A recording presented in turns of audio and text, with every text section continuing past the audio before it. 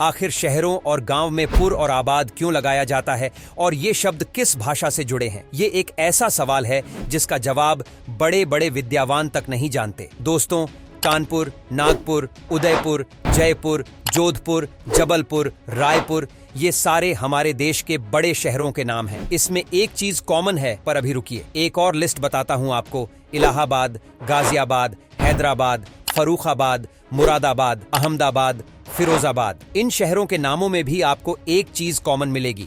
यह चीज है बाद या आबाद।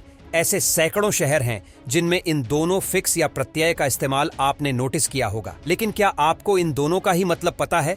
आज के इस वीडियो में मैं आपको इन दोनों शब्दों या दोनों सफीक का मतलब तो बताऊंगा ही, साथ ही एक और वर्ड का मतलब बताऊंगा वीडियो के एंड में, जो आपके लिए एक सरप्राइज फैक्ट होगा, या यूं समझ लीजिए कि एक बोनस फैक्ट होगा। इस वीडियो को देखने का तो वीडियो को स्किप मत कीजिएगा, क्योंकि अपना इतिहास नहीं जानोगे तो खुद को कैसे पहचानोगे। तो दोस्तों, वीडियो को शुरू करते हैं अपने पहले वर्ड से, यानी कि पूर्व से पूर्व।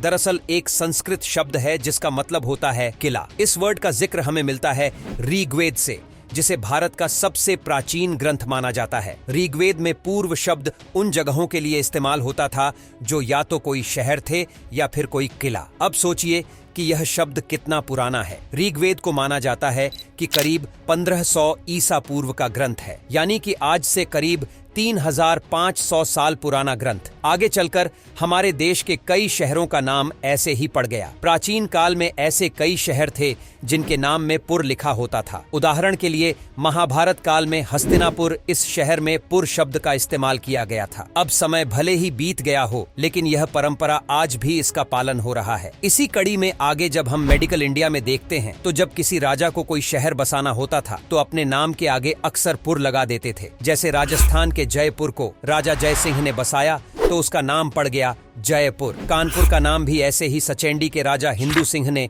कानपुर रखा था, क्योंकि वह खुद को भगवान कृष्ण यानी कान्हा का वंशज मानते थे। तो दोस्तों, अब आपको पता चल गया होगा कि पुरुष शब्द का इस्तेमाल कैसे शुरू हुआ और हमारे शहरों में कैसे आया। अगर आपके शहर के नाम में भी पूर्व फिक्स आता है तो कमेंट में अपने शहर का नाम जरूर बताइएगा। अब आते हैं दोस्तों इस सवाल पर कि शहरों के नाम के पीछे आबाद क्यों लगा होता है, जैसे कि इलाहाबाद, मुरादाबाद, फर्रुखाबाद, हैदराबाद वगैरह वगैरह। यहाँ तक कि पाकिस्तान में इस्लामाबाद और बांग्लादेश में जलालाबाद भी। तो दोस्तों, आपको बताऊं कि दरअसल इन शहरों के पीछे जो आबाद लिखा होता है वह असल में एक फारसी वर्ड है। इस वर्ड में आब का मतलब होता है पानी। अगर इस पूरे वर्ड का मतलब निकाला जाए तो इसका मतलब होता था एक ऐसी जगह जहां पर आसपास पानी मौजूद हो। इस पानी की मौजूदगी से फसल उगाई जा सके, यानी खेती की जा सके। तो इसका मतलब यह हुआ कि यह जगह रहने लायक हो। एग्जाम्पल के लिए मुरादाबाद शहर रामगंगा नदी के किनारे पड़ता है, इसलिए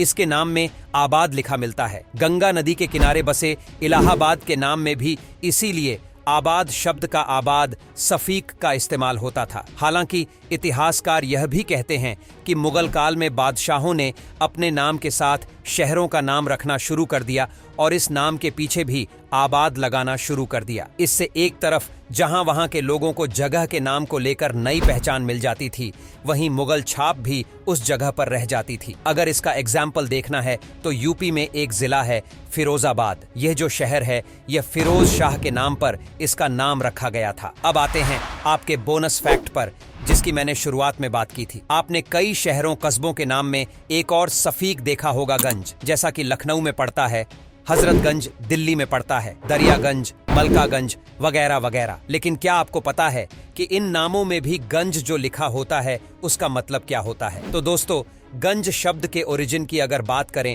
तो इंडो ईरानियन लैंग्वेज के ग्रुप में मीडियन लैंग्वेज आती थी। इस समय में इस शब्द को खजाना रखने वाली जगह के लिए इस्तेमाल किया जाता था। फिर जैसे जैसे टाइम बदलता गया, इस वर्ड को और भी जगहों पर यूज किया जाने लगा। वैसे दोस्तों, संस्कृत में भी गंज शब्द का जिक्र मिलता है। माना जाता है कि यह शब्द संस्कृत के गद्य शब्द से निकला है और फिर आगे चलकर इस वर्ड के और भी नए नए मतलब बनते चले गए। इस दौरान इस शब्द का इस्तेमाल मंडी और बाजार वाली जगहों के लिए किया जाने लगा, जहां खूब भीड़ भाड़ हो और शोर शराबा भी। पुराने समय में जिन जगहों पर बाजार लगते थे उस स्थान को फिर गंज कहा जाने लगा। एग्जाम्पल के लिए दिल्ली के दरियागंज में पहले दरिया के किनारे यानी यमुना नदी के किनारे बाजार लगता था, ऐसे में इसे दरियागंज कहा जाने लगा। ठीक ऐसे ही दिल्ली में एक और बाजार है सदर बाजार। यहाँ पर एक जगह पड़ती है डिप्टीगंज। आज भी यहाँ पर बर्तनों का बाजार लगता है। इस तरह कस्बों में गंज जुड़ा हुआ है बाजार से या फिर भीड़ भाड़ वाले इलाके से,